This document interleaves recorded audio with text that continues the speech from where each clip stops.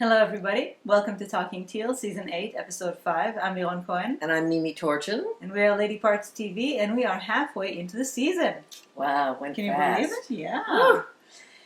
All right, we're going to get started with our weekly charities. Yes. And this week we would like to highlight a very, very important topic.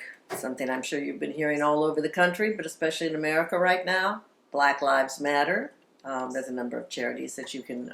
Well, actually, first of all, you can just donate to go to Black Lives Matter, and actually I'll give the links as usual. But there are a lot of other causes that you might not even think are related. Are part of it, right. And in fact, we're going to highlight one of them that initially you might not think has anything to do with it, but you will see that it does. And the Innocent Project. The Innocence Project mission is to free the staggering number of innocent people who remain incarcerated and to bring the reform to the system responsible for their unjust imprisonment. And this is a huge thing. It's helped so many people. And as we know, black people, black men and Latinos are disproportionately incarcerated. And yes, in this country, especially, and innocently. Or the same thing that a white person would get off with a warning or probation or community service, people of color would get harsher punishments for it. Exactly. And so the innocent... Is it the Innocence? The Innocent Project. Innocent. But there are many causes that relate to Black Lives Matter in trans Black lives, or there are many different ways in which you can contribute. Yes. So we urge you. It's important anytime, but especially now. It's just enough. It's been enough for a long time. But it seems like nothing changes, and it's time that we really make a change. So, Bridget, again... I was going to say, and always you can give to your own charities. Exactly, and we love hearing from you and donate to your own charities. And here's Bridget with her gift to us, both in the form of a donation and her words. Her kind words. Yeah. So Bridget says, the truth of the matter is that I enjoy watching Talking Teal better than the actual series. That is like the highest compliment you could give Talking Teal. Thank you. That you could possibly give us. I watched your last one 3 times. Oh, Bridget. And that was 2.5 hours. You're a glutton for punishment. Were you drinking? I'm still a fan and will not miss Wentworth, but it just doesn't have the magnetic pull on me anymore. I loved Bridget and Frankie and B and Allie, and we discussed this. Yeah, how important it is. You just got to have romance. The love. I loved Kaz and Sonia and Vera. I loved the storylines. I do like Lou and Reb, but it just doesn't quite do it for me. And as much as I adore Pamela Rabe, the return of Joan F. was too much for me to swallow. I wonder if she meant F, like as a Joan fucking Ferguson. I think read it as you will. Yes. So since I'm enjoying you two so much, no surprise there, I made a donation to @JazzyXOXO13. Jazzy Girl Jasmine Rivera. By the way, I started following her on Instagram. Oh, great. Yes. She is a one-woman rescue dynamo. She rescues cats and dogs, especially pit bulls, from Newark and Jersey City area in New Jersey. I follow her feed on Instagram, and she is an earth angel. She works 2 jobs and is a tireless friend and advocate for rescue animals. I send her money via PayPal, and I buy stuff she needs from her Amazon list. She is a gorgeous, dedicated soul, and I always wish I could send her more. And you're a gorgeous, dedicated soul yourself. You are. I noticed on her Instagram feed that right now she's needing pure filters. Oh, so she must give her critters very good water.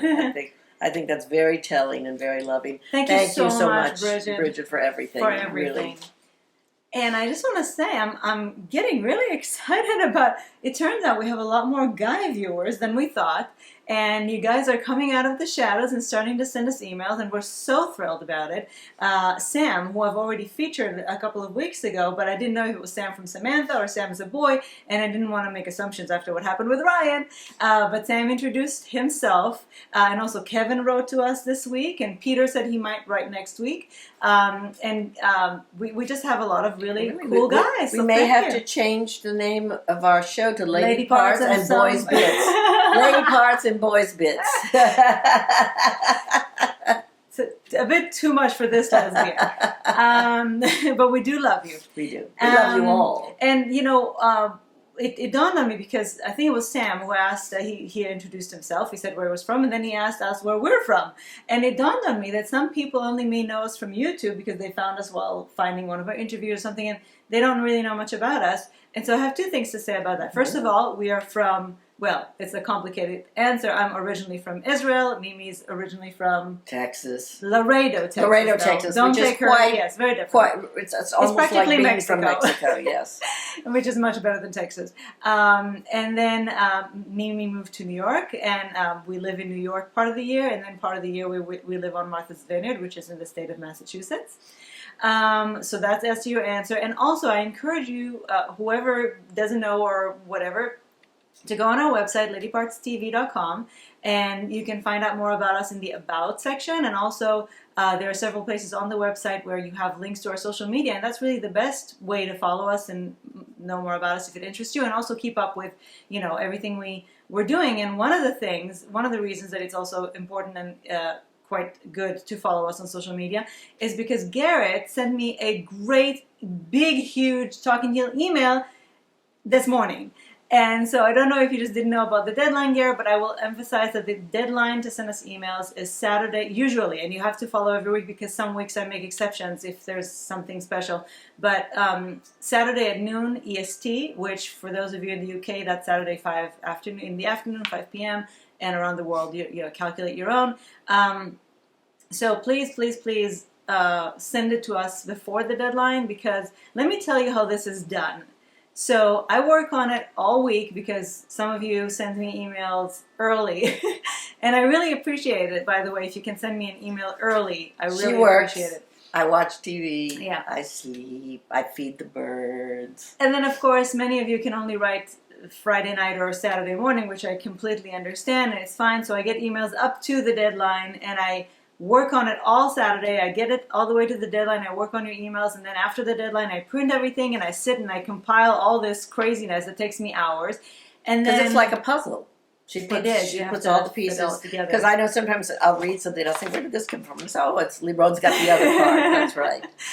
And then Sunday morning, I get up early. I prepare. I wake Mimi up, her version of early. And then we immediately start shooting because it takes hours to shoot, it takes hours to edit, it takes hours to upload and post it. So it basically takes up our whole weekend. So that's why the deadline is important, because I can't fit it into the puzzle if it doesn't come in time for me to sit and work on it. Okay. So sorry, Garrett, that I didn't have time to read the email even. I'm sure it was full of great insight. I'm sure. And so unfortunately that didn't make it in. By the way, speaking of asking us where we're from, if you have any questions for us, feel free to send them. We can maybe answer one question a vlog. Yes, if we might, or depending on what you ask, we might not. Well, but also, if you want to know more about me than you ever thought you wanted to know, you can go to Alan Locker's LOCHER, The Locker Room on again CH LOCHER, The Locker Room on YouTube. I always call YouTube Facebook. I don't know. It must be my age. And there's a good interview with me that was supposed to be about the soaps, because he does all of his interviews about the soaps, and I was founding editor-in-chief of Soap Opera Weekly. But he asked so many questions about me and us that we hardly ever got to the soap. So we're going to do a follow-up. But anyway, there's a lot of information, again, more than you and ever Mimi wanted also to has know. her own YouTube page, Right. full of stuff from her career, which, again, if you go to our website, ladypartstv.com, and you go to the About section, click on the About tab, you'll get all of Mimi's social media links and all of Lady Part's social media links, and that's the easiest way to do it. Between the two of us and me, we've done an awful lot of interviews with an awful lot of stars. I wish I had the interviews I did when I was at Q Magazine doing theater. I wish I had tapes of those, but I don't. I also want to point out, one of you, a couple of times actually, people apologized for being too long in their emails and said, I'm going to cut it here so I don't get too long. Don't worry, just write everything. I cut it. I edit everything. I just I pick and choose. So don't apologize, and just feel free to do what you need. Right. Alrighty. Episode 5 is called Fallout. It was directed by Fiona Banks. And it was written by the fabulous Pete McTighe. And this is the time when we tell you that Pete McTighe, this was his last episode, both as writer and as head writer. Pete left Wentworth to start another series, which we will tell you about as soon as it's out there. But COVID and stuff kind of pushed everything. Things down. Yeah. But from here on out, the rest of the season and the rest of season 9, it's not Pete's show anymore, which makes us extremely sad. It's going to be interesting to see if what we notice a feel. difference. Yes, if we notice a difference, because Pete is a genius. He is, and he's so much Wentworth. And this episode is such a typical Pete show because he always infuses. He's both good at web weaving, but also at being funny humor. and he being always sensitive. Gets good humor, and he runs the gamut. He really does. He manages to get so much in a single episode. It's just amazing to me. Anyway, we're gonna miss you, Pete. We are gonna miss you, Pete, and thank you. Pete is, by the way, a self-proclaimed Talking Teal fan, and so we really appreciate all your support throughout the years, and we love you. And we will continue to follow you, of course. We will continue to follow you and love you. And by the way, Pete has promised us an interview, but he wants to do it face-to-face, so we're waiting for him to come to New York when life resumes. When we're in New York, when there is actually a life to go back to. Yeah. All right, let's start with a general reaction. I was to say, meanwhile, 20 minutes into Talking Teal. Let's start with... here's the general reaction from Kevin, our new, well, he's probably not new, but he's new to us, our new follower. Oh, me? Yes. Sorry. Well, you're being Kevin. I see Kevin. Yeah, which works, actually, because your voice has been lower. I know. I woke up this morning, I said, oh, my the... God, I'm so hoarse. And Leron said, do your exercises. I said, la, la, la, la, la, la, la. Didn't help much. Meanwhile, here's me calling Louise and Lola for a snack. Anyway, Kevin says... Back when the news broke out in 2012 or something, that my all-time favorite Aussie show, Prisoner Cell Block H, was getting a reimagining, I absolutely hated the idea. So I decided to watch the pilot episode thinking this is going to suck. But when I finished watching it, I was instantly hooked. Killing off a major character from Cell Block H who had lasted the entire series, Meg Jackson, at the end was genius. I knew this was going to be something special. I've loved every season since, and by the end of each one I was craving for more and counting down the days for the next one to air and seeing which characters the writers will introduce from the original and if any will be my favorites. But sadly, I've got to say, I'm just not feeling it this season, unlike the previous seasons. I guess it has to be the way the writers have portrayed the 4 new characters. I was expecting them to be more similar to how they were in Prisoner in Cell Block H, with them being my favorites in the original show. I kind of felt let down in some way. Don't get me wrong, I love Wentworth's version of Lou Kelly, but Reb, Judy, and Anne, I'm just not liking them quite as much, and we're already 5 episodes in. But this is Wentworth, after all, and I'm sure the writers will have something incredible up their sleeves and surprise me by the end of the season. Sheila! Before the end of the season. Please, this Please, yes. It's interesting to see again. We're getting more of these men that are writing to us. Our fans of the Prisoner Cell Block H, right. And so I guess it really colors your experience of watching Wentworth because inevitably you do compare. Right, you can't help but do it. But it's interesting that what drew you to Wentworth initially was the fact that. What made you like it was that they killed off Meg. Mm-hmm. So you see, they're not copying Cell Block H. They're using it as sort of a template, and that's what makes it original. That's why you can love both of them without knowing everything that's going to happen. And I have to agree that I love Lou, and I'm sure I will love Sheila because it's Marta. It doesn't matter. But I have to agree that, especially about Judy and Anne, we'll talk about them more in a minute. But well, maybe in an hour and a half. But I agree. I understand your problem, especially since I hear, by the way, that Anne in the original show was actually a lovely character. So quite a departure. I'll say. Okay. However, on the other side of it. Karen says, this week's episode reminds me of the Wentworth of old, 2 crews of women hell-bent on getting the upper hand. And Lily points out, an important character to make a comeback this week. The laundry room and the steam press. Psst, watch your hands. Even if it's just a room, it's such an iconic one. So much happened in there. Some of the most epic scenes in Wentworth. Do I need to mention Frankie and Bee's fight? It's good to see what happens outside the prison or some other unknown parts of it, like the protective unit, but it's even better to go back to basics. I hope we will see more of the laundry room, not because I have a passion for laundry itself, you don't, Lily? but because it's usually synonymous with important, memorable, and epic scenes. You know, it's so funny. I think she just loves laundry. I didn't even think about the laundry room all season. Sort It's of so funny, disappeared. yeah. And the steamer, because it really does take you Boomer. back Wasn't it immediately. Boomer? Yeah, Oh. it really does immediately take you back to the old Wentworth, to the, you know, some of power our major, center. Yeah, some of our major scenes. So it's funny how these things can mean so much. I like that you branded it a character. Yeah, Because it is sort of a character. well, and actually, seeing that we're talking about a character, we have another character to discuss, and also Lily points out. Okay. So this week's episode makes the great return of one of the most important, if not the most important character of Wentworth so far. The security cameras. I love you, Lily. And I guess that's where I have to make my mea culpa. I wrote last week that I saw new security cameras in a corridor, and I was pretty sure of that. But when I saw the good old-fashioned security cameras in action this week, I had a real doubt. So I re-watched episode 4 just to have a clear answer.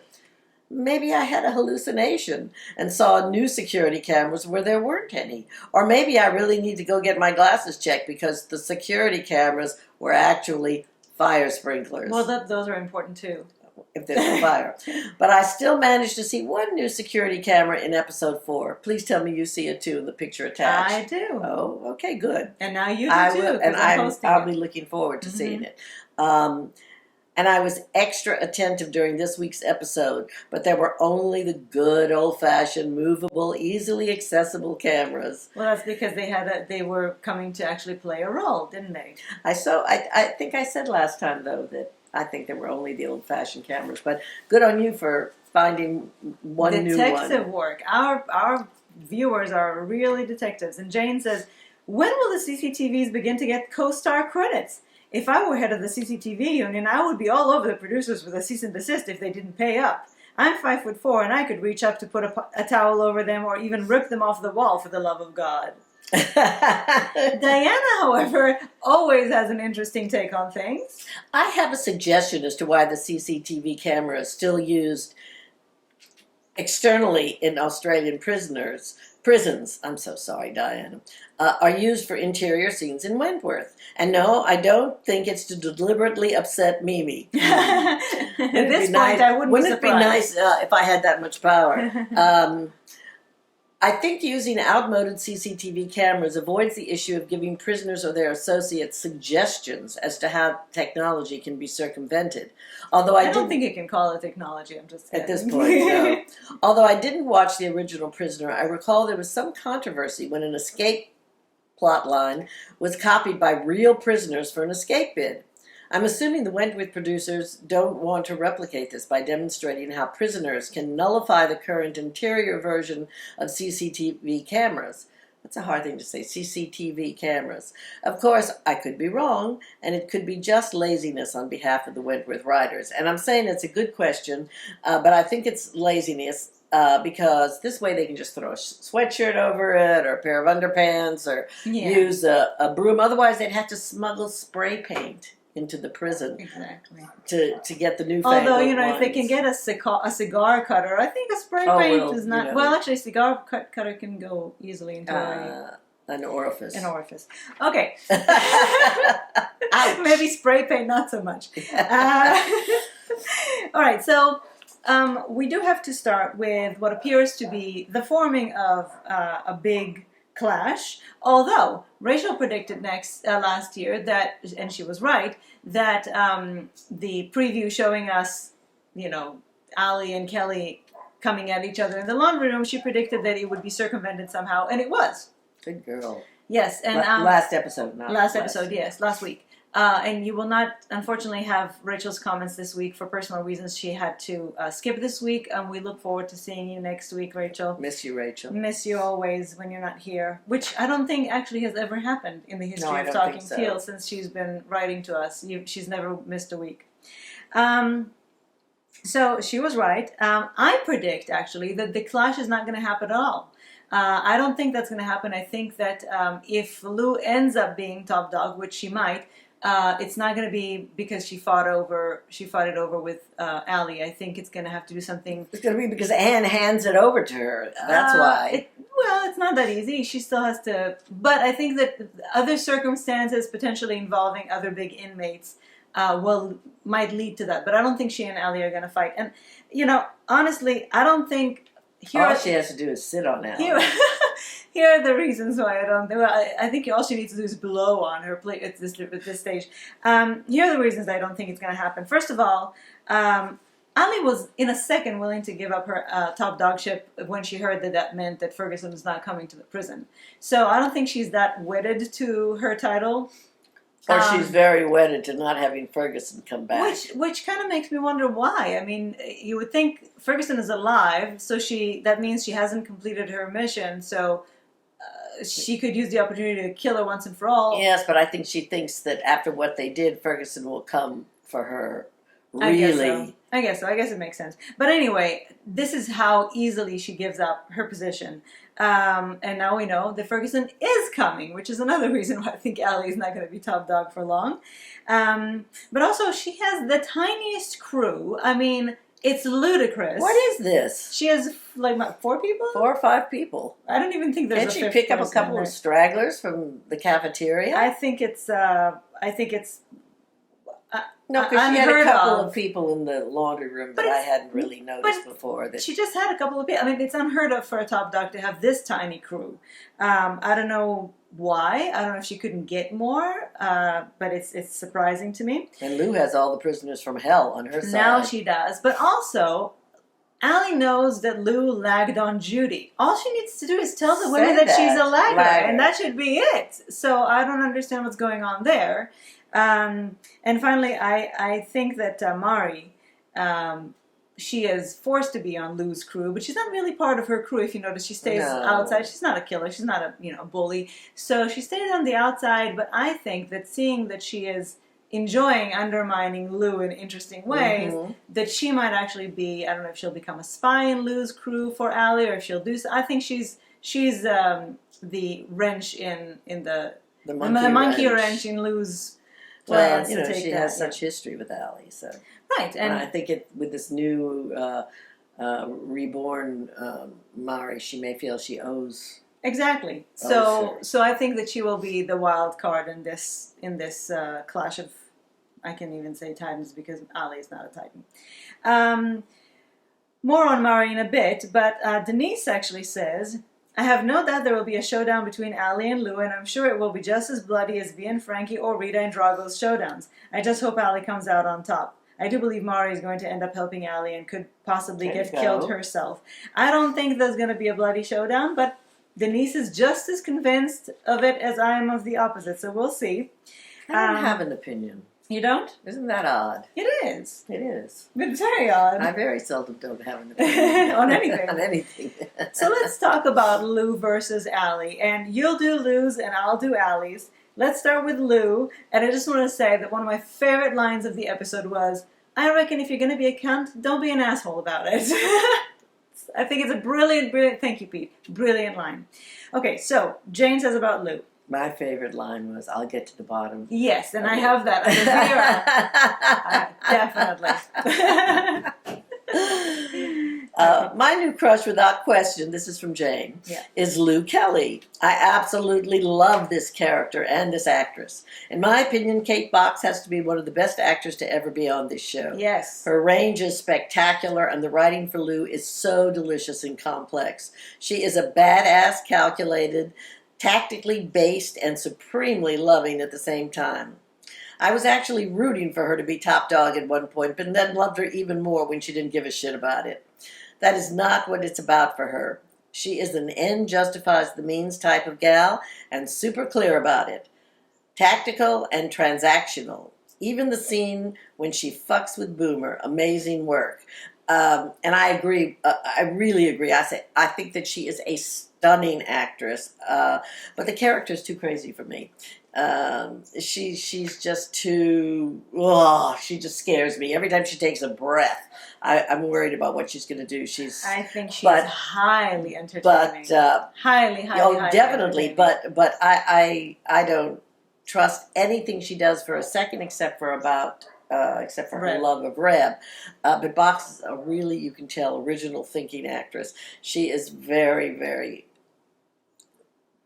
sensational. I mean, I really love her. I so enjoy watching her. And in fact, and I told you while we were watching it, or after we were watching it, that reminds me of how much I enjoyed Sonia, because she's not just evil, she is entertaining, she's funny, she is very versatile, she's capable of, you don't know what she's going to do next. She's unpredictable. She can be loving, funny, and encouraging, and even vulnerable, and all that stuff, and yet be but Sonia evil didn't scare me. Sonia was scary too. She just didn't take as much pleasure in it.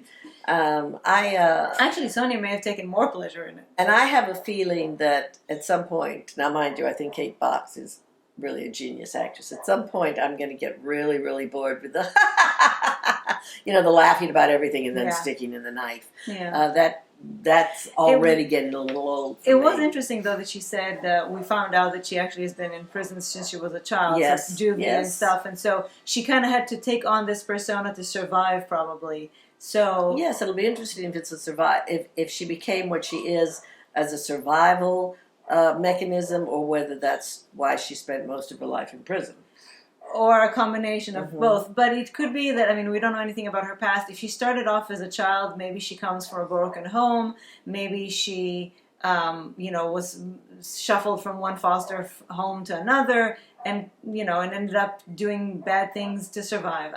I think it would be much more interesting to see Lou being that, because again, a lot of her doesn't make sense as a sociopath, because she is capable of love. Yes, she's not a sociopath, because she does have empathy, she does have love, she does have feelings, but she is definitely some kind of a pathology. That's very, very scary. But if you want to see her do something else, see what her range is, watch Stateless, right? Which you should watch anyway. One of the great things I've ever seen. But anyway. By the way, I forgot to mention, my hair I'm getting COVID hair, which is, the hair that doesn't get a haircut because of COVID.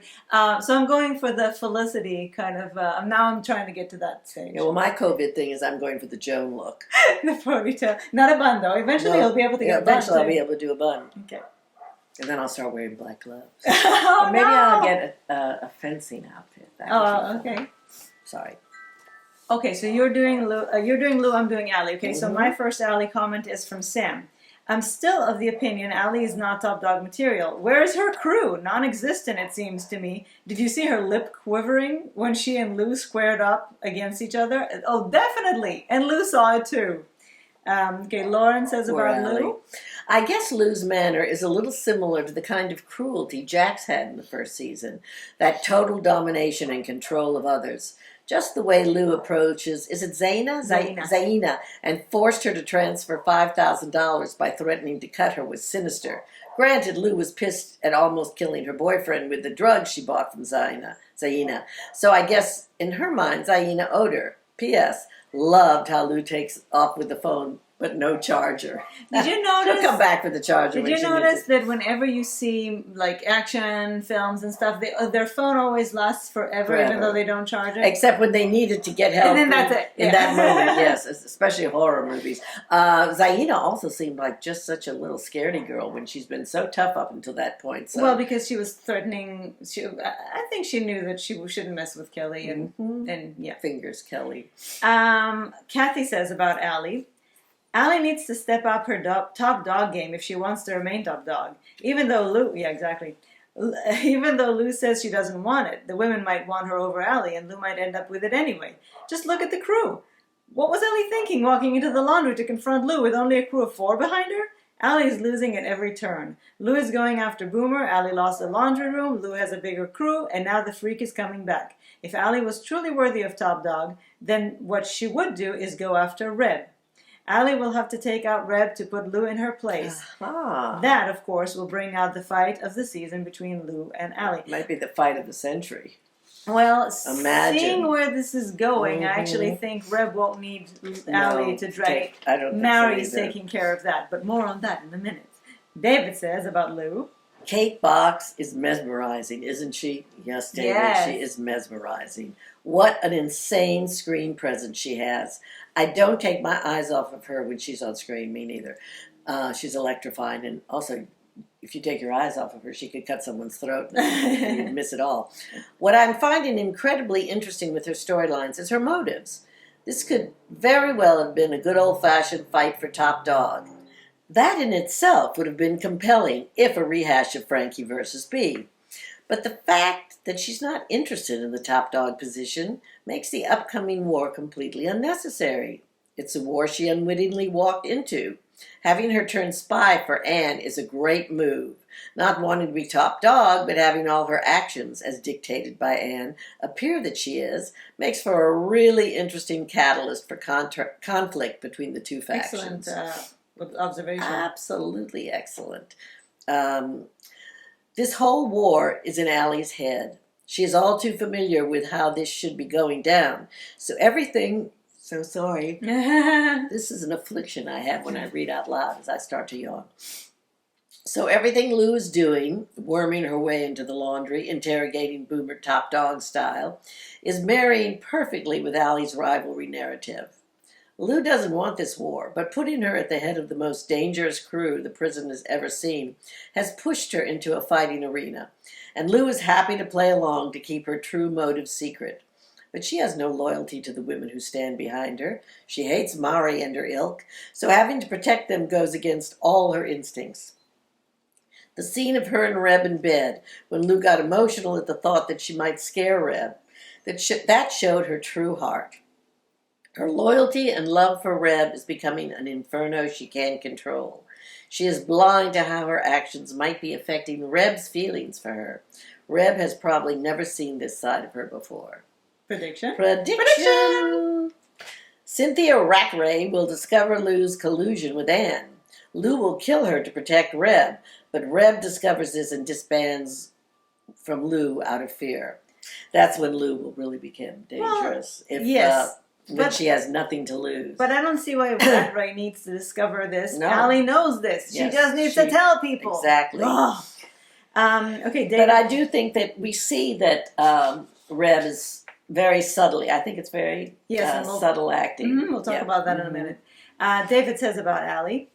Allie almost showed her hand this week when faced with Lou's crew. There was a moment of fear and vulnerability that was just starting to show under the surface, and Lou clocked it. This entire rivalry with Lou could be so easily avoided if only everything that Lou was doing didn't look like a play for power. Allie has Boomer whispering in her ear, recounting her ruthless and power-hungry Lou, how ruthless and power-hungry Lou was last time she was in prison. So her paranoia is driving her to this point. At this point, what was really telling for me this week was the moment Will told her he had to bargain with Anne to make sure Ferguson was transferred. Allie had no problem giving up her seat of power at the steam press. She just seems to be going through the motions by stepping up to lead the women. She would rather be in charge than allow another prisoner like Ferguson or Lou Kelly to take control. I don't deny her heart, but Allie is a mouse playing in a lion's den. Quite how long she can keep this top dog persona up, I don't know. Interesting thing, when she said move Allie to the call center full time, I had just wanted to ask, where the fuck is the call center? Yeah. So much was made about it in the beginning, and it was like, call center. Everybody's busy doing something else. So now let's talk about Lou and Reb. All right. And I want to start with David, who says, Reb is lovely, but he is in the Ruby camp of plot device characters. His whole existence is to serve Lou's storyline. It does seem like that at the moment, but I'm not sure that's how it's going to remain. Because as more...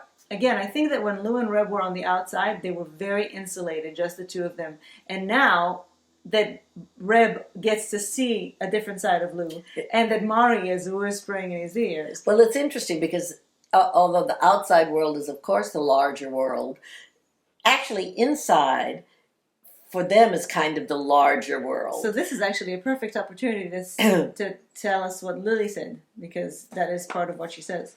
Lily says, Lily. I think this episode marks a real turning point in Reb and Lou's relationship. Reb met Lou when they were on the outside, so he only knows that Lou and not the prison top dog Lou. Even if I'm sure that Lou told him everything about her past and her stay in prison. By the way, do we know why she was in prison the first time? I don't. But did she tell him every detail about her actions as top dog, the blackmail, the threats, the punishments? Fingers Kelly. That's me throwing that in. And even if she told Reb everything, it's a totally different thing to hear about it and then to actually experience and witness it. Yeah. Reb always knew that Lou is no saint. And he is not one either, as they commit crimes together. They rob jewelry stores and seem to make fun of it. But it was always on purpose to get money for Reb's surgery. Not that that excuses anything. And as far as we know, they threatened but never hurt anyone. And now Reb discovers another side of Lou that he apparently doesn't like. A fierce, terrifying, manipulating Lou that won't hesitate to threaten, hurt, or torture people to get what she wants. Until now, I think Reb wasn't totally aware of what Lou was capable of. And now that he's witnessed it, I guess that will tear them apart. Reb told Mari that he has Lou and doesn't need a friend. But I think that by the end of the season he will lose Lou and will really need a friend. It will be very interesting to see who could be this friend. Why not bet on Mari, as she seems to genuinely care for him? Yep, I let my guard down and decided to give her a chance. Just one last comment about Reb and Lou's relationship. Wentworth often uses the dichotomy between outside freedom / prison imprisonment, and it appears again in Reb and Lou's journey. When they were on the outside, it was just both of them, imprisoned in their bubble, but evolving in a free, unlimited environment. Now that they're in prison, their environment is close and limited, but their bubble, which was hermetic on the outside, is about to explode. It was very clear in my head, so I hope that it makes sense now that I wrote it in English. It totally did, Lily. Very well done, Lily. Totally it was did. perfect and beautifully written. Right. And exactly the way I feel. Yes.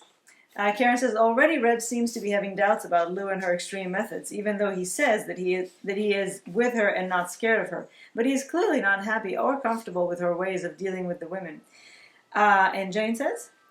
As mentioned numerous times, the chemistry between Lou and Reb is just fantastic, and I love their love story and affection for each other so much, even though it did disturb me when he said, I've got Lou, I don't need friends.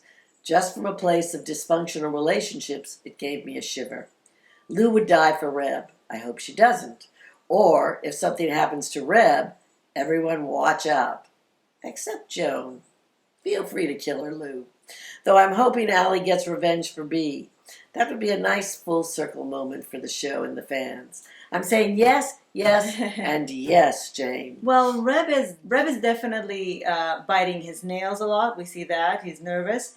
He says he is in prison, even though he has. Yeah, Zoe. But I think that they're trying to show us that he is. Lou. I think they're trying to show us that he is less and less confident. In the beginning, all she needed to do was put her arm around him, and he felt safe. Now I think he's feeling less and less as part of that duo, and he's becoming more of a person on his own. And I just want to say that I think Zoe Terakis is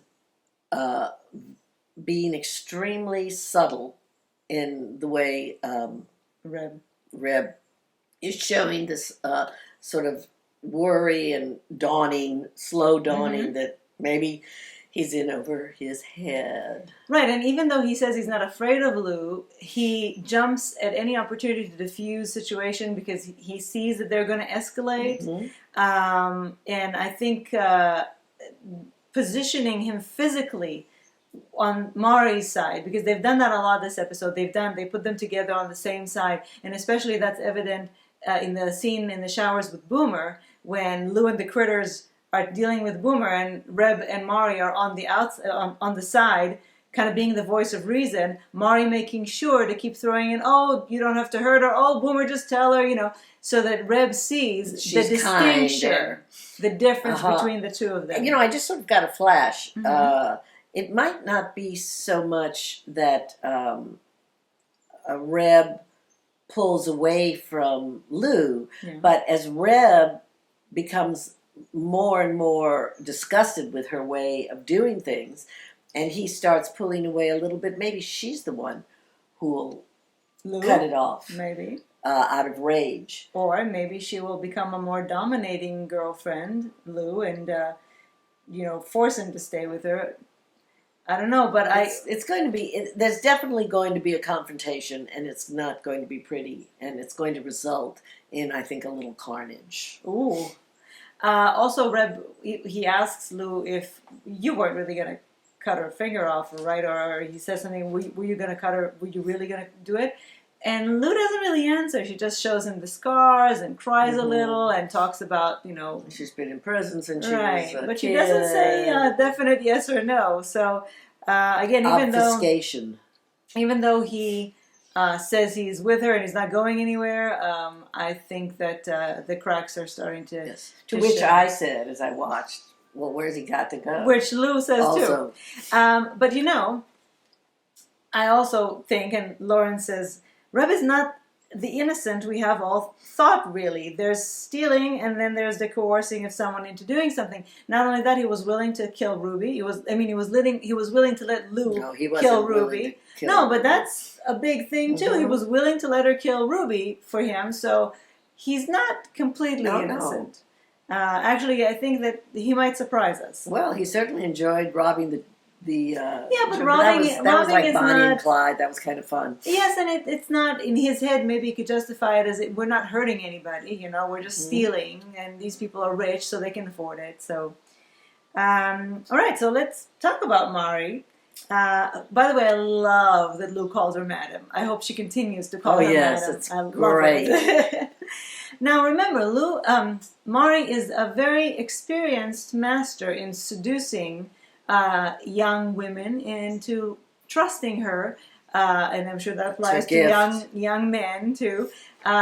She knows how to do it. She knows how to be this, and sure, of course, we also think that she actually did have a transformation, but that doesn't negate the fact that she's still very good at luring people in, making if they're vulnerable and young and impressionable, and yes, she knows how to charm people. She did that with Allie. She did that with us in the beginning. I do want to say, by the way, going back to that episode that was called Means to an End, where she tried to kill herself, and all of a sudden I thought about another interpretation for that title, which is Means to an End. The mean side of Mari coming to an end.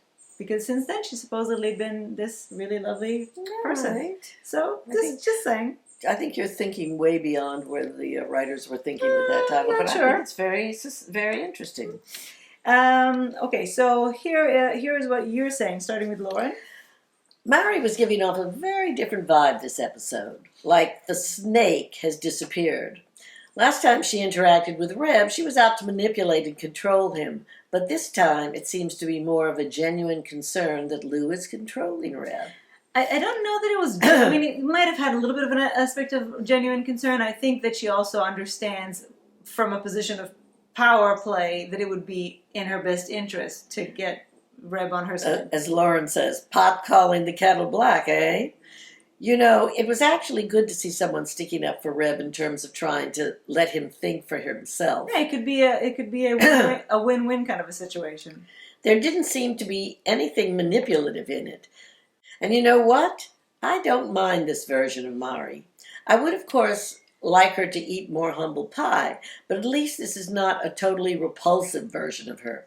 And I agree. I like her too more, and I like that it hasn't made her, though, more afraid.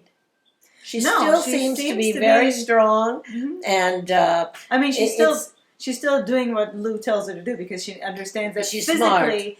She understands physically she has no chance against her, but that's why she knows that Reb is the best power play for her. But I never excuse me, I never feel fear from her, even though she has had this transformation, maybe, yes, maybe no, and seems kinder. She doesn't seem, it doesn't seem to have changed her basic, even if it's a bluff, she's still managing to keep it there. Well, I never thought Mari was a dangerous person. She had other people doing. She had Drago doing the violent parts, but she never wanted to do it herself. She's not really a violent person, I don't think.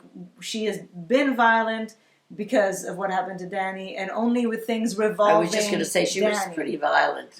Only when it came to that, yeah. But otherwise. I never felt like a physical threat from her. What I did always feel from her is a psychological threat because she's very good at manipulating people. Yes, she is. But she's very intelligent. Kathy says, I'm starting to believe Mari really is changing. First, she saved Ruby and then tried to save Boomer from Lou. She thinks she can get Reb on her side, but I'm not sure that's going to happen. He loves Lou too much, and that could be his downfall.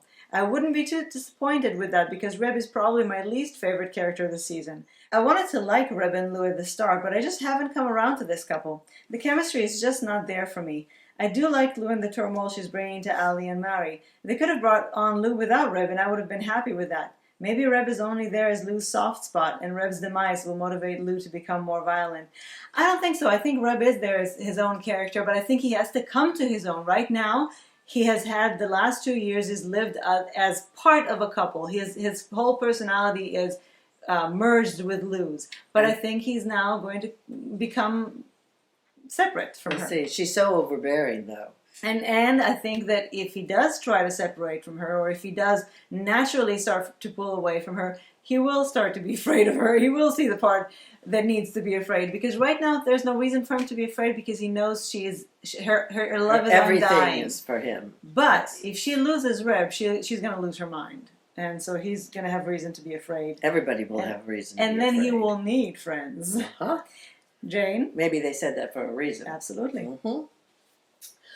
Jane says, okay, I'm softening. I think because of the compressed timeline of character development. I think you missed one okay. Oh, sorry. Okay, I'm softening. I think because of the compressed timeline of character development, I didn't believe she was sincere in her transformation. But now I'm thinking she might have had a real change and has some remorse. Mari, of course. Mari, yes. And I agree with whomever said it last week. She's going to do something for Allie. Save or protect her in some way. There might be a tragic, yet heroic death in her future.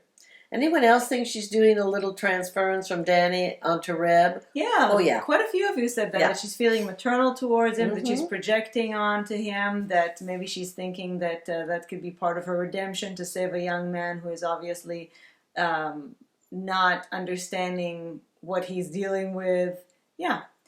Sam says, on the fence with Mari. I'm just a little tired of the whole Danny storyline now, and I'm ready for her to move on. Pairing her with Lou, I think, is a nice touch, and I like that Lou instantly calls her out on her manipulating. I mean, all that goes out the window when the freak returns, right? More on that in a minute. B never got over. And how can you really? Deb's death. How can you? I mean, it's a child's death. It's something that I don't think a parent can. I mean, eventually you come to terms with it in some way. You learn to live with that grief. But I think that it's been a long time for us because we've been waiting for the season for such a long time. Well, it's also been. But it hasn't been that long. But it's also been a long time for us in terms of the storyline with Ruby. If she had just been a grieving mother, we wouldn't have been so unforgiving about it. It's just that because of everything, then she finds because there was a motive that she could justify everything she was doing because of it. That's all. Yeah. All right. Shall we talk about Boomer? I love Boomer. I love Boomer too. Lauren says, I don't like it when people mess with Boomer to the point she gets confused in her brain and blurts things out, and then she gets all hard on herself. Poor Boomer. That was painful. Oh, she's stupid. That was she really does painful. that. I can't bear it. I was glad, though, that she didn't harm her, but she did harm her in a different way. Diana? What would have had more impact on Boomer's storyline this episode would have been some reference in preceding episodes to her having fetal alcohol spectrum disorder. why are they always changing this? Can't it just be Fetal fetal alcohol syndrome. syndrome? Yeah, I don't There's know. a move in Or psychiatry. maybe it's just the way that it's Same called. with PTSD. They're changing it Yeah. to some kind of anyway. I don't know. To me, Maybe they think it more accurately. The more they discover about it, they think the more accurately the new name. yes, and I think it is a spectrum. I think that there's a certain amount that, you know, to greater or lesser degree. But anyway, to me, the scene in the shower block would have been more powerful if the audience were definitely aware of the reason for Boomer's limited impulse behavior, both physically and cognitively. Knowing the reason for Boomer's lack of control of her mouth would have made Lou's words about Boomer's spineless disloyalty and "thanks, Damars" added to Katrina's wonderful acting far more powerful. So I think that that's very interesting. Although I already feel for Boomer, I don't need to have. We did sort of know about it. And she tricked her. She knows her. She knows how. She was very smart about it. Again, Lou was very smart. And the fact is we don't really need the excuse of her fetal alcohol syndrome, spectrum disorder syndrome, to feel sorry for her. There are people who have a more limited capacity for whatever reason, brain capacity, or who have are more easily manipulated. You don't always need to know the reason. If you care for the character, you just accept that that's the way they are. And it wasn't out of character for her to fall for it. And we've seen her do it many, many, many times over the years. If I can just say though, I think it's time that people showered in couples, in pairs. I started screaming again. Why are you leaving her alone? Don't shower alone, people. There's power in numbers. Jane says, I've been feeling like Boomer is regressing since the top of the season, and it makes me sad. Her mentors are gone, and she is on her own emotionally. Certainly ripe for the picking for Lou Kelly. The scene in the shower was amazing on so many levels. With their history and with Lou's brains, Boomer is toast. Not toasty. We know who will win from the very beginning, but it is heartbreaking. She lags and will never forgive herself. It is heartbreaking. But she didn't lag on purpose. Well, she lagged. I mean, she kept her finger, and yes, but she blurted it out. Then Lou lagged to the fucking general manager. There's a difference between they let her go. Yes, I don't understand that. Sam, Ryan, sorry. The zooming shot of Boomer at the steam press made me clap and cheer. Boomer for top dog. The friendship chemistry between Boomer, Ruby, and Judy is amazing. Boomer's proposed cheese toasty. I loved that. A cheese toasted sandwich, for those of you who don't know. Oh, who doesn't? Yeah. Idea makes Ruby, the Boomer's proposed cheese toasty idea makes Judy smirk and play along. Boomer's interaction with Judy reminded me of her interactions with Sonia Stevens, an odd couple. While Boomer is very different from Judy, she is protective over her, as highlighted when Boomer screams, Judy is just a kid, when Lou threatens her. And in a second, I'll Lou say would more. Give a shit, right? Yeah. In a second, I'll say more about the three of them together. But before that, I want to say that David said, once again, someone takes Boomer's heart and uses it to further their own agenda. Twice this episode, she was taken advantage of. First by Judy, who used her antics to humiliate Anne. And then secondly, by allowing Lou to lure her into a false sense of security. And Lily says, we already talked about the three amigos, Vera, Will, and Jake last week, but I really like the three amigos of this week, with Judy, Boomer, and Ruby. They behave like teenagers doing bad jokes. It was really fun to watch. It was fun to watch, but at the same time, I don't feel... Ruby and Boomer definitely, yes. But Judy is there because that's the people that she's with. I don't feel... and maybe because she feels intelligently superior to everybody, but especially to them, I feel that she doesn't have their best interest at heart, and we saw it in this episode. She has her interest at heart. Exactly. Well, it's sometimes not even an interest. It's just her agenda, her principles. It's not even if it's not going to advance anybody, she just has to do it, and it doesn't matter at whose expense it is, and that scares me because I think this was just a little thing to show us. To foreshadow something bigger that will happen later. But let's start with Ruby. And let's start with Ryan, who actually has more to say about... Yes, but not specifically about Ruby, but about something we'd started, a conversation we'd started last week. Ryan says, I want to second an observation made last week by Diana. On some online pages in Australia, there is an unfair standard when it comes to Indigenous characters in the show. A number of Wentworth fans online have posted overwhelmingly negative comments about Ruby's character in similar ways they did with Doreen. Also, reactions to Judy, though a non-Indigenous, yet a woman of color, surfaced similarly negative. I think that it is important to challenge the white elephant in the room and point out that there is an unfair standard in some Wentworth discussions when it comes to observing fandom. In some cases, there were misperceptions that apparently Rita Connors is a white character and her sister is half, when in fact, both are Aboriginal. I just want to say that we don't hang out on social media and message boards and things, so we don't see what the fans are saying. All we know is how we feel and what you're saying. What we're getting from you all. And I think everybody, when we've had negative comments, they've been on the basis of what the character is doing or how she's being portrayed. This is not our group. The Talking Teal fandom is not. That's not what they base. But not apparently. But I remember message boards of yore when I was in. I actually had to moderate. I'm sure they've only gotten worse. And they were gentle then compared to what they are now. And there are some nasty pieces of work. And now, Doreen at some point became an annoying character. Yes, Ruby she was annoying. Ruby certainly has her annoying features, but as long as the comments are about that, that's one thing. But it's a different thing, and I'm sure that there's plenty of ugliness out there if the comments are based on, things like race. The prisoner versions of both Doreen and Judy Bryant were white women, as Australian television shows back then were reluctant to feature Indigenous women and women of color, though mainstream Australian television remains largely white, and Wentworth is an exception. In the original series, there was an Aboriginal prisoner named Sarah West, who appeared for a short time. Once Officer Ferguson punched a male officer for a racist comment about this inmate. Good for you, Ferguson. While Wentworth has made an effort to be inclusive, some fans still have a long way to go. Microaggressions against non-white characters are an example of this. What is not explored in Wentworth is the reality that Indigenous people are overrepresented in the Australian criminal justice system. Only this week, over 300 academics, lawyers, and criminologists called on the Australian government to address the over-incarceration of Indigenous people. Ever was it? So I have. And we have we just talked about it in our charities. This is happening in America right now. Hugely, I might say, excuse me, I don't mean to use that unfortunate word. Unfortunately, Indigenous people are more likely to be imprisoned over minor offenses, and that there are several unexplained, please emphasize the quotation marks, unexplained instances where Indigenous people have mysteriously died in prison.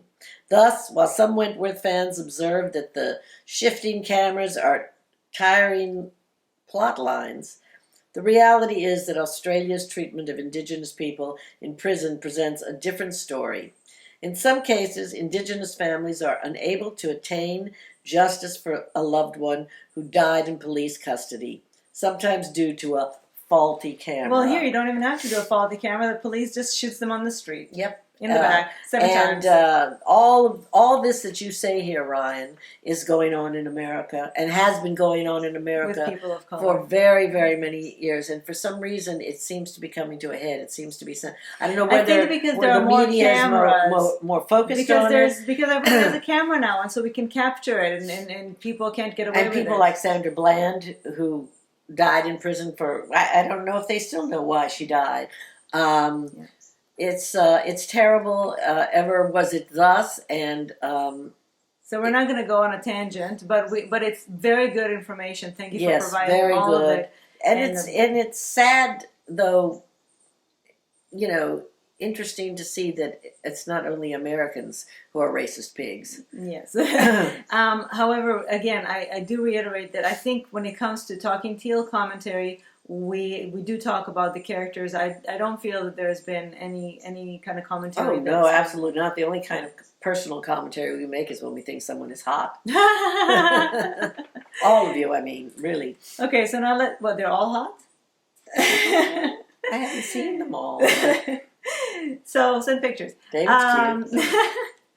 All right, so let's talk about Ruby. Lauren says, I was surprised Ruby was taken hostage. I thought Jones and Morelli would just try to kill Rita at her witness protection house. That's exactly what I was thinking. Me too. But Ruby provided with such great opportunity. I guess they thought, again, they've heard the prisoners talk about how the biggest weakness a person can have is having family they love. And so they know that that's the way to pull her out of there instead of having to go to her and having to risk being exposed. Oh, by that one guy. Yeah, well, still. He doesn't seem very scary to me.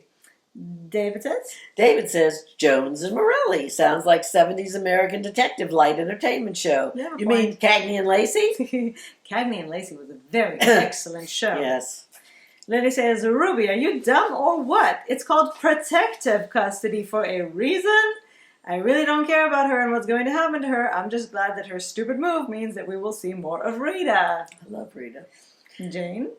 Ruby is just stupid. I can't get on board with the warming up to Ruby train yet. Perhaps too many head injuries? And actually, if you're going to say, well, Boomer has fetal alcohol syndrome, Ruby does have brain injury. Well, yes, and she just got her head hit again. Mm-hmm. So that slow bleed we worry about. Yeah. There is a reason Rita is in protection, honey. You didn't think you would be followed? Monitored? Why would Mean her... girl Jane. Why would Eddie throw her to the wolves like that? I thought he's her pal. Yeah, I don't understand that. Money, money, money, money, money. Yes. That's the root of all evil. That's one of our references for today. I have another money reference later. Yes. Okay. Movie reference. Although, I have to say, when Ruby was at that steam press, she was much more willing to go out at Lou and show some guts, much more than Allie. So you do have to give her some credit. Yeah, She didn't do it because she was reminded about her day release and not wanting to jeopardize that. But she showed more guts than Allie did. Well, Allie is not no, she's not a fighter. Ruby is a fighter. She shot Brody and Mari because in the moment it called for it. Absolutely. But it's not her MO. No. So let's talk about Judy. We see in her file that it says bomb construction and detonation, which I don't know if that's the new charges that they added since that material was supposedly found on her laptop, or if it's something from before that we didn't know, because she asked her, and did you read her file? She asked Vera. And Ryan says, perhaps fans will be asking, how did Judy manage to upload a scanned copy of Boomer's artwork while finding Rita's secret address? Short version, Judy is a hacktivist. She's able to think and work quickly and use any laptop camera to quickly scan a document into Anne's presentation. And Diana says, cool to see Judy hack into something, but a little bit unbelievable she was able to find Rita's location that quickly and upload Boomer's butt photocopy as well.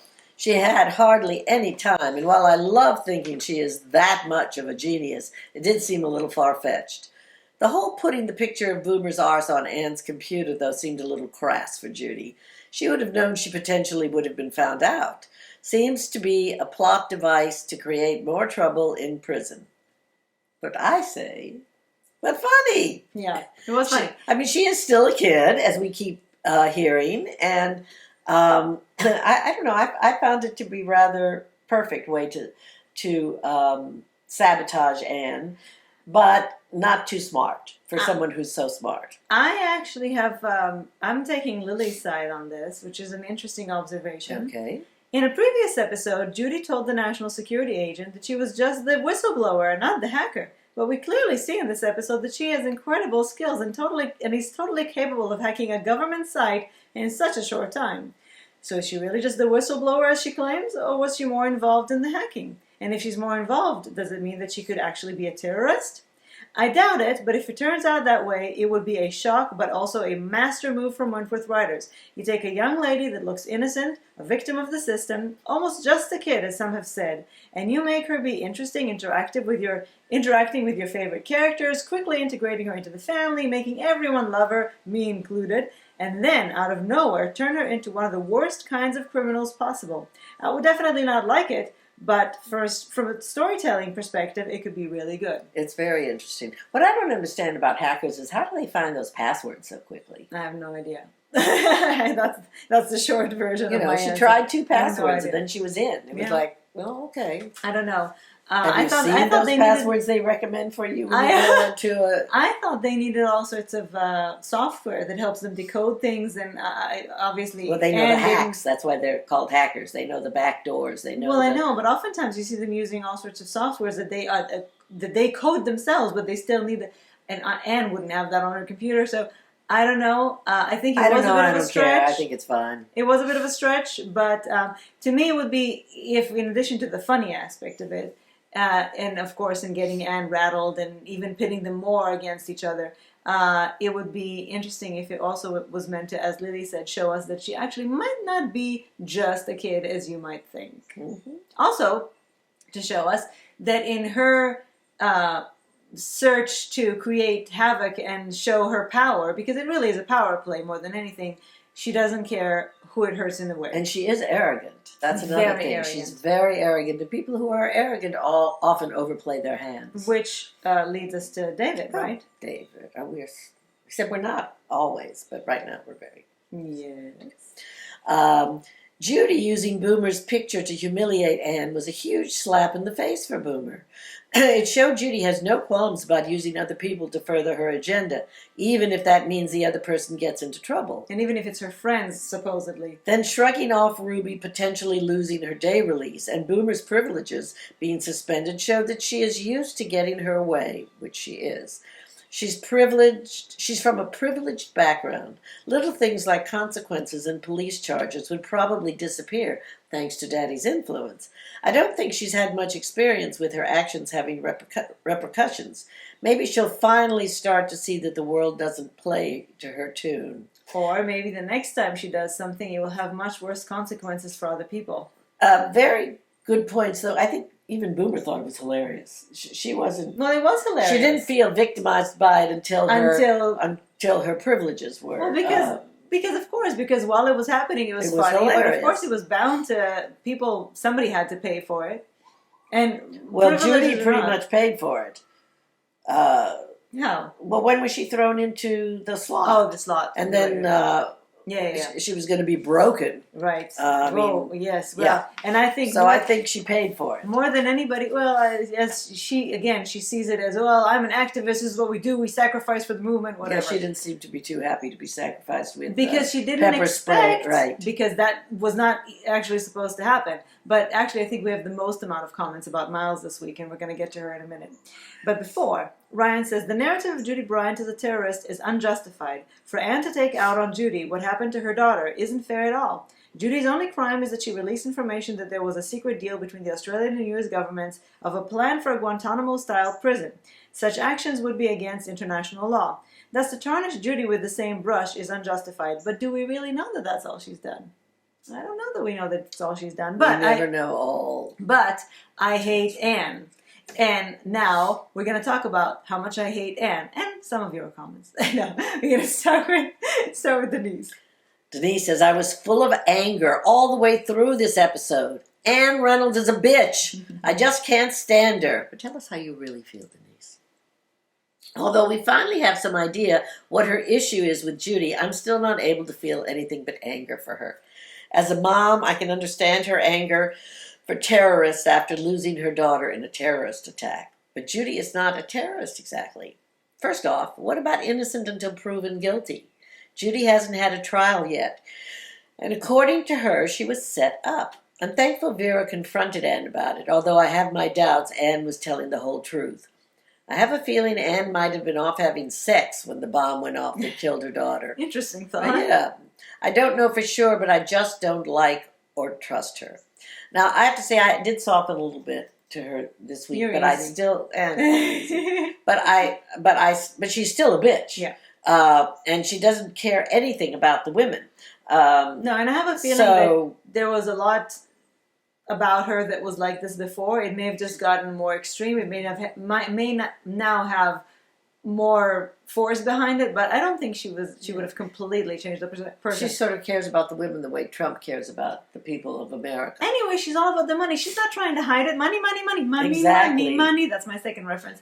It's so irritating at this point. It's over the top. Money it's annoying. And power. Yes. It should not. Yes, everything's about, oh, but we need all these A-class prisoners. You don't bring a person like Joan Ferguson into a prison where she is hated by everyone. You don't bring Joan Ferguson into a prison she used to govern. And that was my issue from a few seasons ago, which would never have happened anyway. Because she's a freaking A-class. And Will saying, I'll get you 20 A-class prisoners. It's bullshit. It's bullshit that she gets away with all this shit, if you pardon my...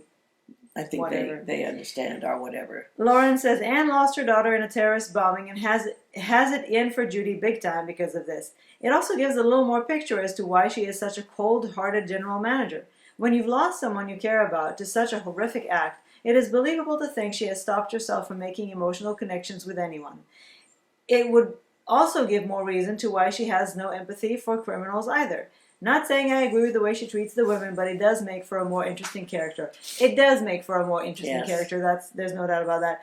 I mean, motivation is always, of course, to know someone's motive is always more interesting than them acting purely out of, just nastiness and spite. I mean, although I think she's filled with nastiness. However, and spite. Jane asks, is she using Vera? And now you think she is being genuine in her relationship with Vera. I don't. I think that Vera seems to be her only friend right now, by the way. And she says, I don't want you to be disappointed in me, all that stuff. But still, I think she's playing her. Because look, Vera, and we'll get more of that when we talk about Vera and Miles, but I just want to point out, Vera puts an official complaint, a formal complaint against Miles, but doesn't do anything about Anne, who is the one who told her to break her. And what? Because she sheds a few tears, so she got what she wanted. Yeah. She got Vera to, again, be more sympathetic. Yes, we'll go have a drink, blah, blah. Well, she's definitely using her. She's definitely using her. She needs her. First of all, she needs her. She's the one who knows her way around the prison. She doesn't care. She does whatever she wants with the prison anyway. She tells her, no, this is not the way to do things. No, this is not good. Does she care? No, this is my plan all along, and I'm sticking with it. She is using Vera. Yes, she is. But I do think she's manipulating her too. I think she still has some friendship feelings towards her, but I could be a total sap. I usually am. Now, here's what Diana is saying. We know from a previous episode that Vera was, and that's something that also bothered me during that scene. We know from a previous episode that Vera was already aware that Anne's daughter had died. Whilst the acting in this scene by both Kate Atkinson and Jane Hall was of a really high standard, my appreciation was affected by a little voice of reality that kept saying that when Australians have been killed in terrorist attacks in the UK, it has been front pages here. And there has always been extensive coverage of their background and family. And the same for me in Israel, by the way. Whenever there's an Israeli, when they fall off a tree somewhere, we talk about it, we put pictures of the family. So there's no way that Vera and the other staff wouldn't have known how Charlotte died. I actually think the scene would have been more effective if Vera acknowledged that she knew Charlotte died in a terrorist attack, but Anne interjects and explains that she was there and held her daughter's shattered body. Just that new information would have been enough for the scene to have greater impact, in my completely humble opinion, and I totally agree. I agree. And now Sam? No, David. David? David, you always sneak up on me. Yes, David. I know a lot of fans think that Anne may be harboring some secret ulterior motive. The show has taught us to be suspicious of anyone in power over the years. I honestly don't think Anne is hiding anything, apart from private pain. I think she is being completely transparent in her motivations and judgment. She's arrogant enough to just say exactly how things are going to be, even if it exposes her prejudices. She cuts right through the niceties. She is in charge, therefore she is right. Who does that remind me of? Anne's arc may be a softening in her character. Her relationship with Vera appears thoroughly genuine, and she always seems mortified if she and Vera come to blows under the stress of work. By seeing the women through Vera's eyes, she may come to understand and even feel protective of the women. I don't think so. Anne Reynolds in the original Prisoner was, after all, a kind and generous governor. Prediction! Anne will find herself in danger with Lou and the protective prisoners when she goes back on her promise to champion Reb's transition. One of the family will come to her rescue. I think she needs an incident like that, to see how fatalistic her judgments of prisoners can really be. I would totally be I up like for, that for idea. her getting I like a that little bit idea. of a wake-up call. Yes, be a human being. Also, that she can't just do whatever the fuck she wants and it will never blow back on her. No. Two things I would like to point out about Anne before we move on to Smiles. Smiles. One is that the minister always seems to hang up on her. I love that. That's probably going to be a running gag throughout. And secondly, why would anybody think it was a good idea to let the prisoners do the work of putting her presentation together? I mean, who would have thought? I mean, it's a presentation about prisoners. Why would they think it's a good idea to do that? Well, first of all, she had already put her presentation together, Yes, but but she she needed had left the photocopies. page. She needed to do the photocopies. The one page was left out, and she needed that inserted. Mm-hmm. Yeah, again, I don't understand why anybody would think it's a good idea to let the prisoners. Because she was in a hurry, and she was lazy. She didn't, she's... No, then she had it coming. Okay, let's talk Vera about... suggested it. I know, and I think it was a bad idea on Vera's part, too. She thought she was... Well, actually, if Vera had gone and said, Ruby and Boomer, would you do this? But Judy, why would you think it's a good idea, first of all, to let Judy... Well, it was, I guess, the part of the photocopy. She stole they weren't supposed to do anything to the presentation. But she doesn't know Judy yet. In. She doesn't know she's reliable. She doesn't know that she could trust her to not do monkey business. So, just saying. All right, Miles. Kathy. Episode 5 seems to show us just how damaged Miles and Anne both are. Now the two of them are coming together with the same attitude towards the prisoners. I started thinking back about how Miles might have gotten to this place in her head. Over the year, Miles' primary motivation Over the years. What did I say? Year. Oh. Over the years, Miles' primary motivation for doing things for the prisoners was money. I always said that. Mm-hmm. She needed money for her gambling habit. Maybe the siege has made her realize that in the course of her doing favors for the prisoners, she was actually helping perpetrate their violent actions. I was thinking that too, because in the past she didn't seem to have any problem with taking bribery, no matter what it meant that people managed to do. Again, cut tongues and do other bad things to other people. She didn't care until it affected her personally. Sorry. That's okay. Maybe she now thinks Wentworth has treated the prisoners too well. Anne and Miles come from different backgrounds, but they both ended up at the same place. That's interesting. I'm not sure I believe Anne's whole terrorist attack story. She even said herself that her primary goal was to generate profit. Miles' primary goal is to generate pain on the prisoners, physical and emotional. Becoming governor is just the icing on the cake for her. Vera needs to nip this in the bud immediately. I don't understand Vera making an official complaint against Miles, but not against Anne. Even though we know Miles was all too happy to spray Judy, she was kind of in a hard place. When your supervisor tells you to do something and you refuse, it's insubordination. That could get you fired. On the other hand, if you do it knowing it's wrong, you could also be fired. Anne has now found a willing partner to do her dirty work. No manipulation needed. Vera, I fear, is returning to her old self, easily manipulated and soft. She's actually feeling sorry for Anne, which is understandable if her story is true. However, she can't let her take this out on the prisoners. Vera won't desert the women. I hope not. Never. Well, let's talk about Vera in a second because I have a few more things to say about Vera. But going back to Miles, I do want to say that at first I thought, why is she making her undress to begin with? I never heard of anybody making them undress when they go to the slot. And then when we hear she said she was supposed to break her, I think making her undress is an interesting way of, I mean, it's kind of... It makes you vulnerable. That's what I know, but it's when kind they of... torture prisoners, that's one of the things they do. I know, but if she just told her break her, and she just had to come up on her own with how to do it, I think it's kind of sinister to start by making her undress. I think that was Anne's idea. Maybe. But I do want to say, though, that Miles only pepper sprayed her when she had a physical trigger. She yelled at her, and she throws the shirt in her face, and that triggered a more violent response from Miles. And actually, when she closes the door behind her, her face is kind of in shock with what she had just done. So I think a lot is going on inside her head and her everything. She needs psychiatric help. Which, Karen says, has she ever been offered counseling or even a hug? And I said yes, and that's what I said last week. How has nobody noticed that? First of all, I think anybody who goes through such an event, oftentimes we see cops when they go through a terrible experience, they're mandating that they have to go to counseling. Well, remember, 3 months have gone by. We don't know that they didn't all go through counseling. Well, this is why I keep saying that we don't need know to what see happened in more those of what 3 happened months, to right. Miles, what led her to this point, because otherwise, much like Allie all of a sudden being top dog, Miles all of a sudden being this completely horrifying person. I think we need more about that. Diana?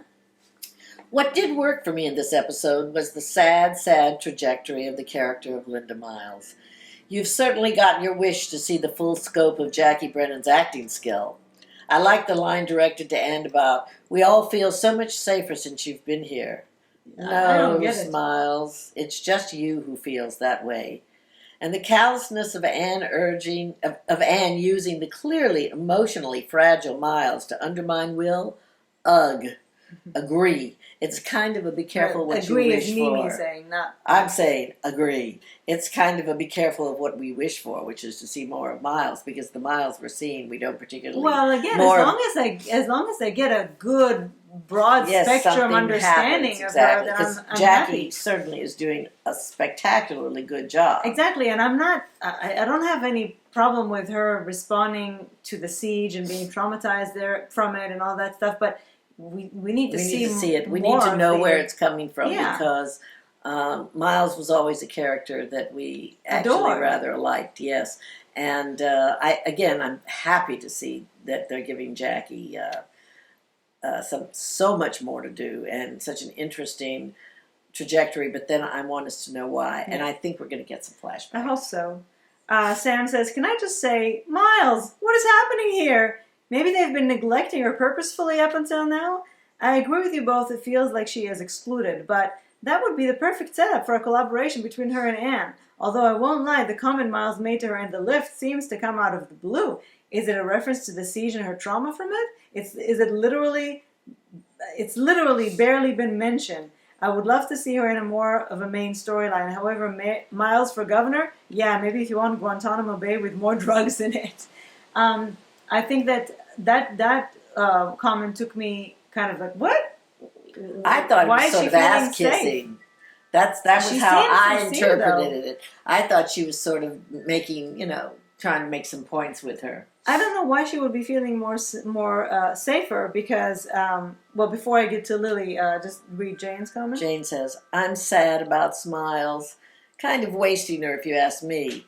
Obviously, she's damaged from the siege. Okay, let's work through that with her. There isn't real backfill on her actions, and it makes the character flat, in my opinion.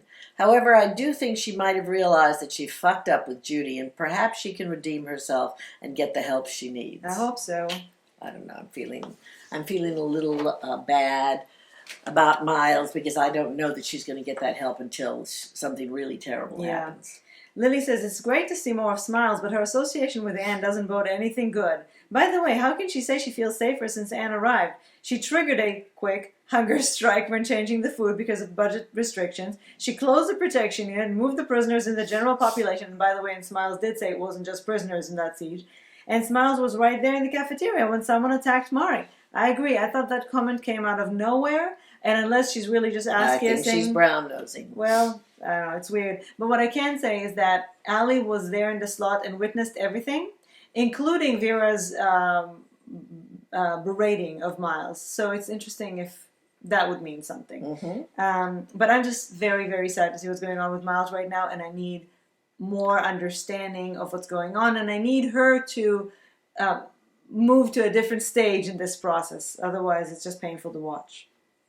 Okay, Vera. So yes, one of my favorite lines. I'll get to the bottom of it. And even they could hardly contain themselves. I loved it. David.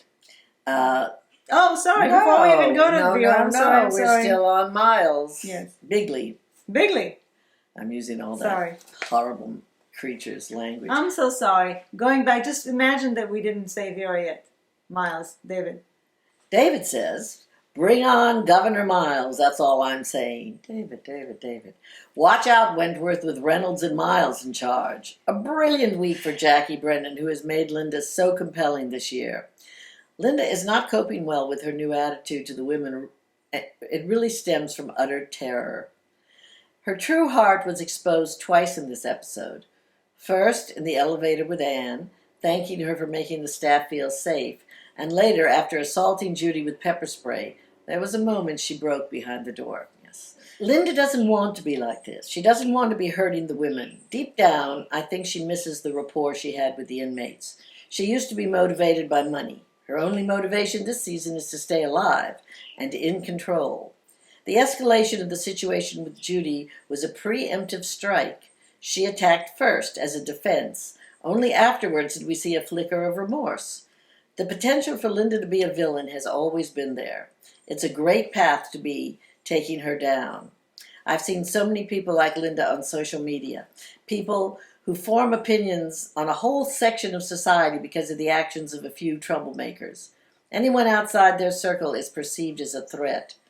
Linda's journey reflects what is going on in the world, sadly. Prediction! Linda will become governor and enforce cruel sanctions. Those actions will lead to a prisoner being killed. I really don't want to see Linda being cruel. So and I don't want to care see about Linda being capacity. governor, but she's yeah, well, I don't likely care to be. about that. I just don't want her to be cool. No. I do want to say, though, that when the whole Mal situation happened, she was hilarious. Stay low. It was she very was funny. Very, very funny. But I love Jackie Brennan so much. Now, here's my prediction. Yes. This thing about a prisoner being killed. And I say maybe Kath Maxwell will save the prisoner. Maybe. Wouldn't that be interesting? Anything that happens with Kath Maxwell, not John Ferguson, has the potential of being interesting. Now, Vera and David again. There's a wonderful dynamic this season where there doesn't seem to be an effective top dog amongst the women. Thanks to the bonding experience Vera had with the prisoners in the siege, she has almost taken the top dog role on the outside. And it's something the women need, someone fighting for them on that side of the bars. That is, after all, where the major threat from last season came from.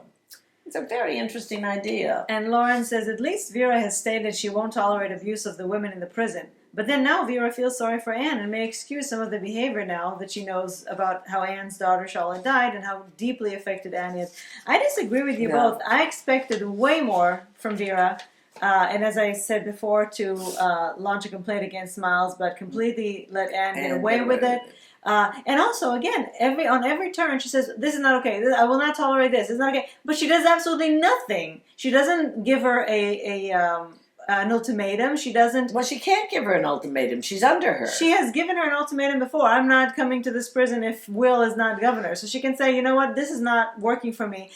This is not how it should be. Either you do this or I leave, or you've hired me to exactly form my experience. This is what I'm saying. This is how it needs to be. Or if not, launch a complaint. Do something. It can't be that she's just there constantly expressing her dissent, but doing absolutely zero. Well, the only thing actually that I saw her do about it, well, she did two things. She let Judy use the phone. So she does things on her own, like as a rogue operator, or she goes and talks to Miles. But all this stuff she does, again, if it's all Anne's doing, then at some point, I think that if she's supposed to be her friend, if she's supposed to be somebody that she asked to come on because she needed her expertise and her experience, I think she's in a much better position. I do too, because Anne seemed, though I don't trust anything. Yeah, she did seem, she listened, yes. But does absolutely nothing. Does nothing, and I don't know that she's doing anything but paying lip service. Exactly. I think Vera is allowing herself to be manipulated because she's a good person, but at this point she should be savvier. I got myself into a kerfluffle. All right, Will. We're talking about Will now, who is my second big disappointment. Lauren says, it seems as though Will has no authority at all. How have past governors been making these on-the-ground decisions, but suddenly Anne rolls in and somehow that role is hers? I mean, she moves Winter around as well as all the protection unit, and then she stuffs up Allie's position as top dog by throwing her into a different job. I think he is pathetic. He is pathetic. He has no balls. And Jane says? And why can't the governor stop the transfer of Joan? Who is the boss here? Miss A-class money in the bank or Mr. D-class no balls Will? We are in a lose-lose here. Come back, Vera. Yeah, come back. Well, Vera is there. She just needs to... Will's just a puppet. I mean, I don't understand. I just can't hear the word puppet you were anymore. Say, no, you're a puppet! Yes. Will is absolutely spineless. No authority, no nothing, and he's letting her walk all over him. You know, I don't know if when she said it's out of my hands, the minister has that. You know, has the power to make that decision. I don't know if she's telling the truth or not. But as soon as she said "done deal," I knew it was not a done deal. Well, first of all, we all knew that she was coming back to the prison. Of course. Exactly. What's the point of having her be alive? Of course.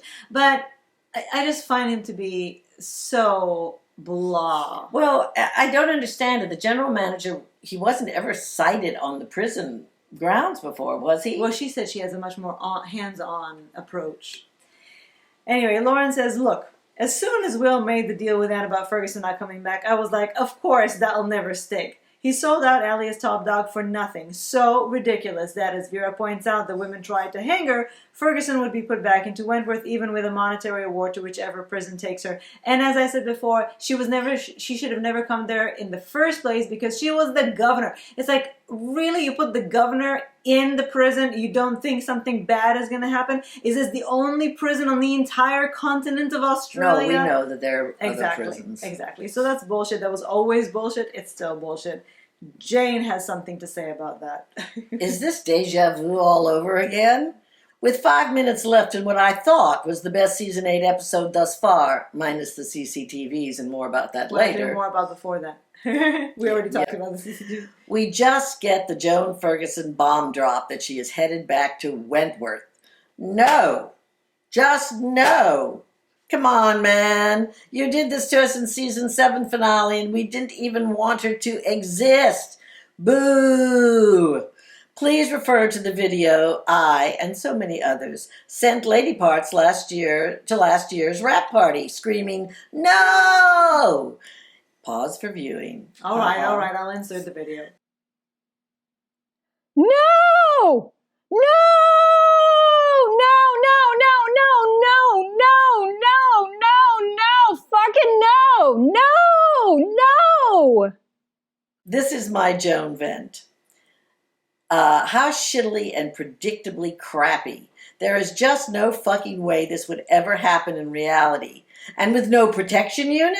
Okay, sure. It really makes me sad because I felt things were finally starting to germinate for characters and storylines. Layers were being created and growth evident, albeit seemingly compressed. Anyone else think they're creating and resolving too quickly, i.e. 30-minute hunger strike? Mary's 180. Yes, many people think that, Jane. I was actually starting not to hate Ruby or Mari. I felt real sympathy for Anne. I'm still there.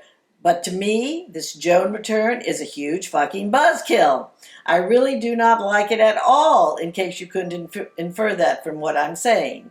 Thank you for clarifying, Jane. Yes, Jane. And, you know, Jane, I completely agree with you. I've always agreed with you. But come on. They're never going to bring, just like we said, they weren't ever going to bring Joan back and not bring her back to Wentworth. The show is called Wentworth, not sending Joan Ferguson to state or whatever it is. You know, Pamela Ray doesn't come cheap. They're going to use what they pay for. Denise said, I never thought I would say this. Bring on the freak. Why? Anne Reynolds will regret the day she let Joan return. If there is one person who will ruin Anne Reynolds' plans, whatever they are, it's Joan Ferguson. You know, that's a very interesting idea, Denise. It never even occurred to me that we actually might have a clash of titans where we don't kill who which one kills which one. Yeah, especially if it's Kath Maxwell who's doing it. I like those stakes because they don't involve the people we love. Yeah, exactly. Well, I don't know, though. They might involve somehow. No, but the idea of... Yeah. Just the two of them. Yeah, have at it. Put them in a cage. The Hunger Games. And a loincloth. All right, finally the preview. We see Ferguson is back in Wentworth. Vera thinks she's faking it. Jake tells her to leave him and his family alone. we'll see what happens. Now, also, supposedly, this is the episode where Marta finally But comes she wasn't to in the prison. previews. She wasn't in the preview, so she might, again, come in at the end, or maybe they just don't want to show it because they want us to just, not even know how she's coming in. But all I have to say about that is if they're waiting this long to bring Marta and they continue to wait, she better be in season 9, season of course. 9 Yeah. because... Tell us some info that Ryan gave us about Sheila Bausch. Here we go. Okay. I know you are both Marta Dusseldorp fans. What gave you that idea? How We're can so subtle. anyone not be after But we're Janet so subtle King? about it. And by the way, A Place to Call A place Home. to call home. That Even really, more than that Janet really King. pushed us over the edge. Yeah. Marta referred to Ma Anand Sheila as inspiration behind her acting of Sheila Bausch, Bausch, I think. yes. Who was Ma Anand Sheila? An Indian-born woman who was one of the leaders of the Rajneesh movement that tried to set up a city for their leader in Oregon in the 1980s. Yes, there's a documentary on Netflix. Marta noted how Ma Anand Sheila was a confident, all-knowing public speaker on behalf of her movement that attracted thousands of Westerners. Usually, members would donate their fortunes in search of enlightenment while they practiced yoga, free love, and only wore one color, usually red. Ma Anand Sheila ended up serving prison time for attempted murder and attempting to poison a neighboring town in rural Oregon that opposed changing the name of the area to Rajneeshpuram. I am not making this up. Are you sure, Ryan?